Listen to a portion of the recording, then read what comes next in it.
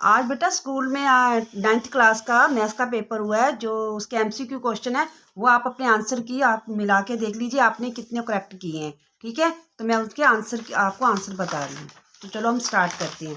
जैसे फर्स्ट हमारे पास क्वेश्चन है, यदि शंकु की तिर्यक ऊंचाई इतनी है और त्रिज्या 5 सेंटीमीटर तो उसकी ऊंचाई, तो ये आपके पीछे इंग्लिश में भी दे रखा है। जैसे स्लाइंट हाइट हमारी इतनी है और रेडियस इतना है तो हाइट निकालनी है। तो इसका तो सिंपल था, इसका आपने क्या लगाना था, एक फार्मूला तो लगाना था, ये वाला L Q square is equal R Q square plus H की स्क्वायर। अब एल हमें दे रखी थी, कितनी दे रखी थी, 13 के 2। ये मैं आपको जल्दी जल्दी करा रही हूँ, सिर्फ बेसिक चीज़ें, जैसे कि आपको आंसर पता होना चाहिए। ठीक है, और त्रिज्या हमारे पास कितनी है 5, फिर और हमने हाइट फाइंड करनी थी। इसको कर देते 169 5 एच क्यू स्क्वायर। अब ये प्लस इधर क्या हो जाएगा, माइनस हो जाएगा, है ना। तो ये इसको लेस कर दो तो कितना हो गया 144, है ना।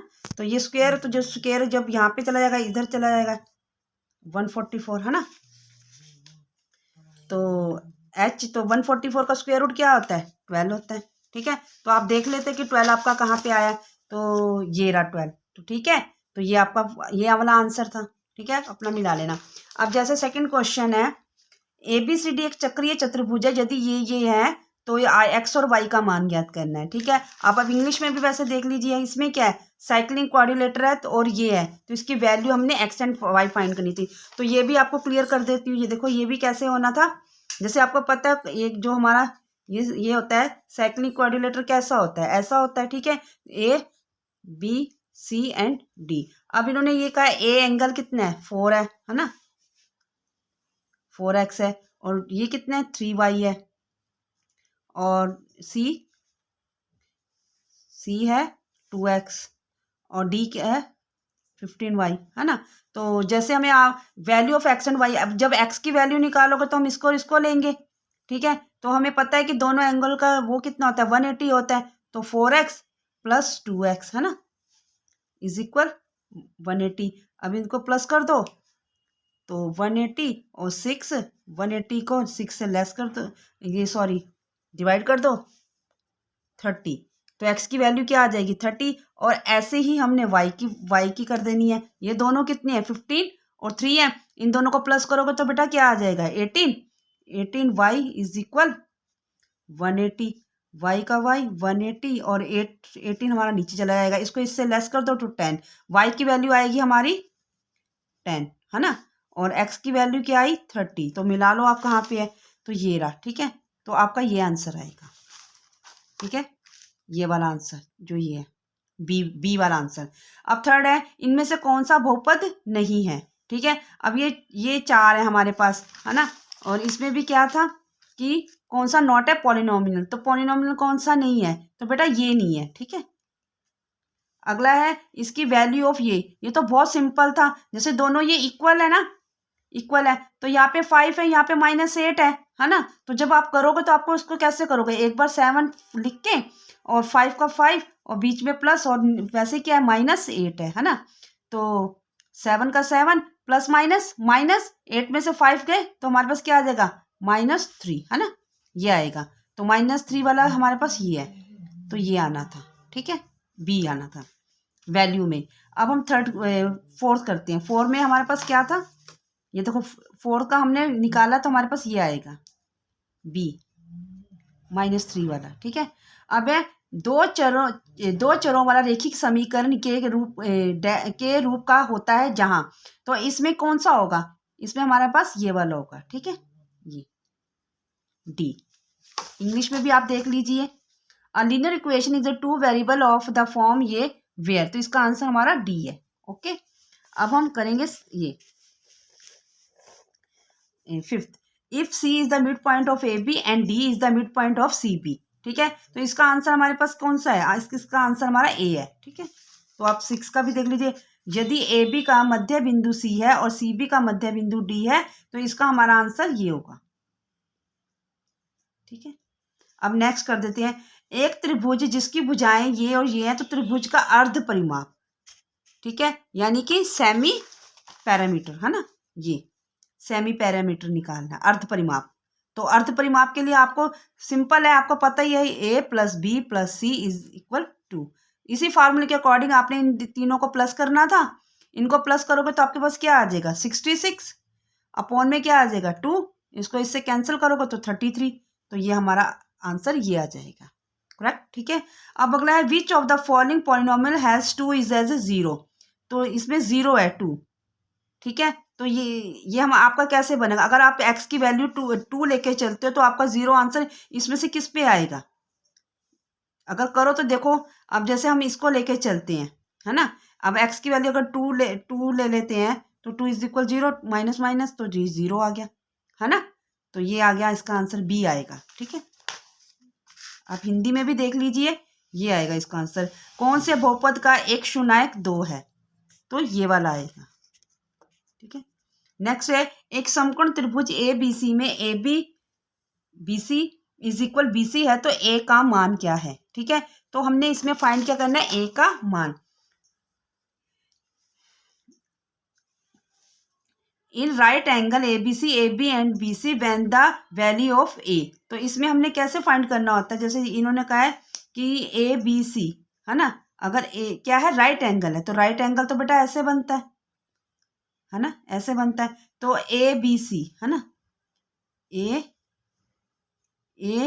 बी और सी, है ना, ये है A B and B C, A B and B C is equal है।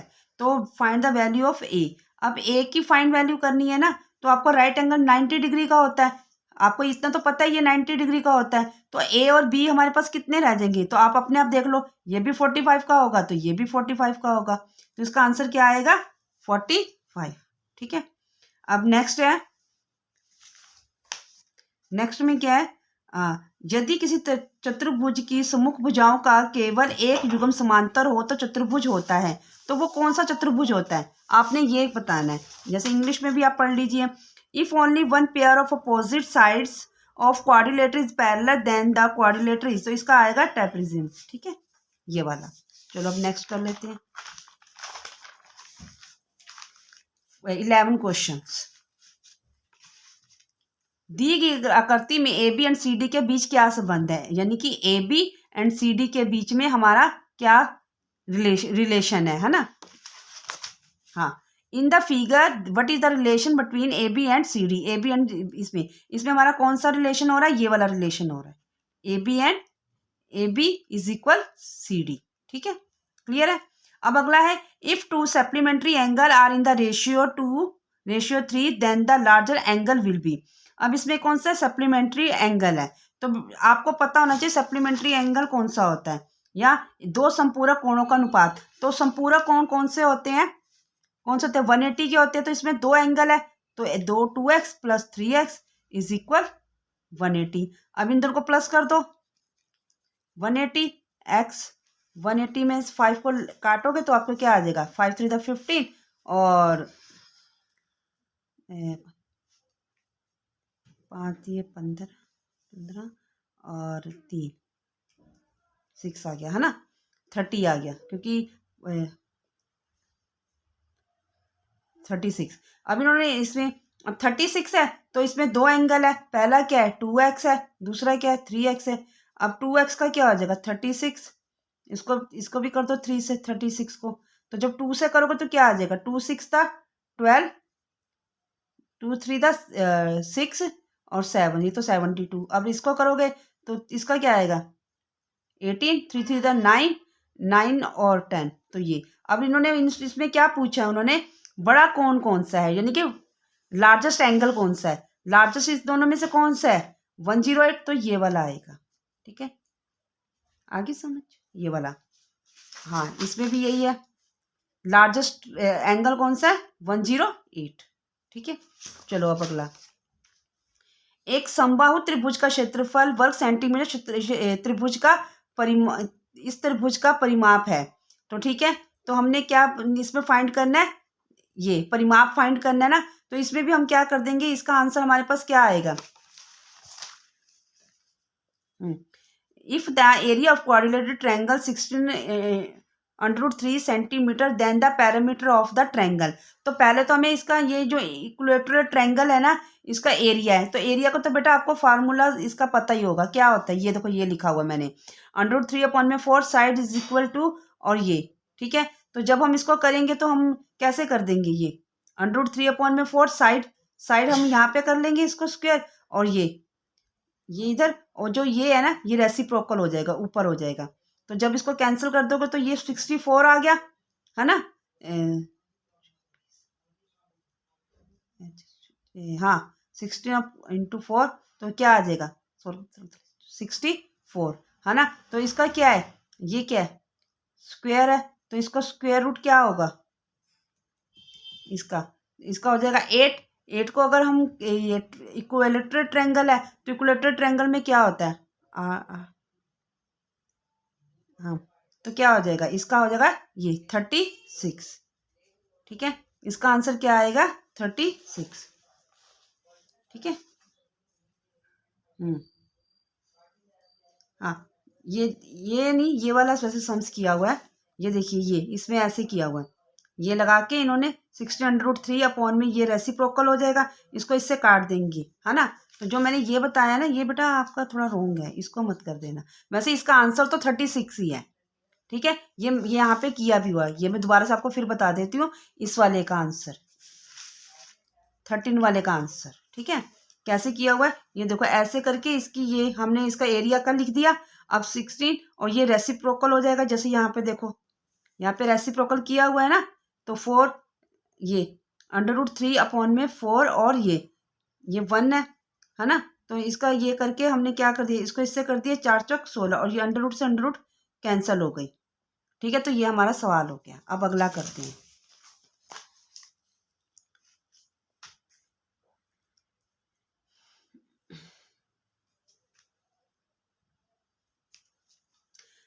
टू आर व्यास वाले गोले का आयतन, इसका गोले का आयतन क्या होता है, इसका ये वाला होता है, ठीक है। ये आई समझ, इसमें भी यही है।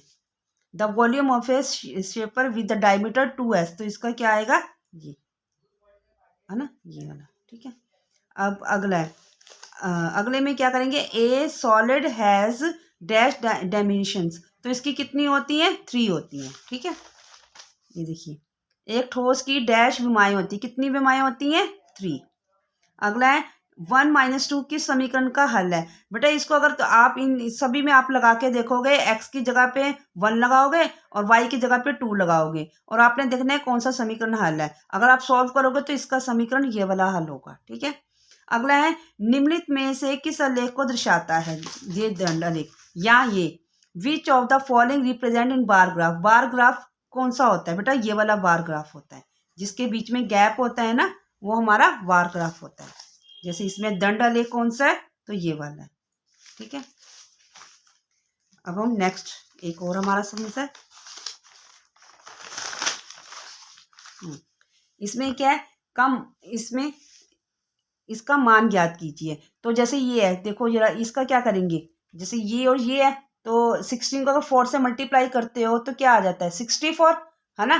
तो हमारे पास ये आ जाएगा 64। अब इसके ऊपर स्क्वायर है, तो अगर हम इसको ऐसे कर देते हैं, 64 है ना, तो 8 8 द नहीं, हाँ 4 4 × 4 × 4 है ना, 4 × 4 है ना, ये हो जाएगा ना। तो इसके ऊपर स्क्वायर 3 है, तो इसका क्या बनेगा, 4 ही बनेगा, है ना। तो ये आएगा आंसर इसका, ठीक है, क्लियर है। तो हाँ, तो ये हो गया। अब जो ये वाले क्वेश्चन है ना, ये वाले जो 19 नंबर का क्वेश्चन है, इसमें आपने क्या देखना है, जैसे ये पहला क्वेश्चन है, ABCD एक वर्ग है, इसके AC और BD बिंदु O का प्रतिच्छेद करती है और OB का माप 90 डिग्री है। तो ये तो हमारी बात ठीक है कि 90 डिग्री का जो होता है वर्ग, ठीक है। अब तरह के एक वर्ग के विकर्ण एक दूसरे को समकोण पर समविभाजित करते हैं, तो ये भी बात हमारी ठीक है। तो इसका आंसर ये होगा, ए और तर्क आर दोनों सही है, और तर्क अभिकरण की व्याख्या करता है, ठीक है। नेक्स्ट है अभिकरण, यदि त्रिभुज की भुजाएं ये है तो एस हमारे पास 40, तो ये इसका आंसर 40 नहीं होगा, ठीक है।